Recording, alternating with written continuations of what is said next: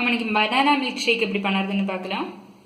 அதுக்காக 2 வாழைப்பழம் கட் பண்ணி வச்சிருக்கிறேன், 2 கப்பு மில்க், ஒரு 7 கேஷ்யூ நட், ஒரு 8 டேட்ஸ். இது நம்ம எப்படி பண்ணுறதுன்னு பார்க்கலாம்.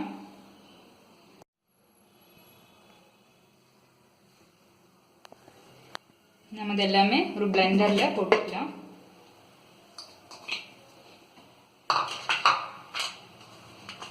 எடுத்து வச்சிருக்கிற டேட்ஸை நான் சின்ன சின்னதாக கட் பண்ணிட்டேன்.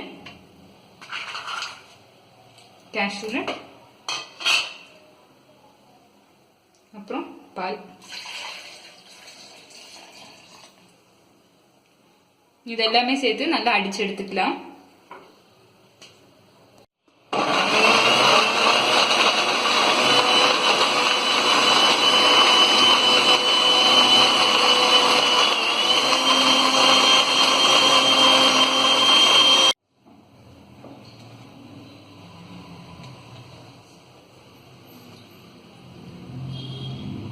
நம்ம நல்லா அடிச்சு எடுத்தாச்சு. இது ஒரு கிளாஸ்ல சர்வ் பண்ணிக்கலாம்.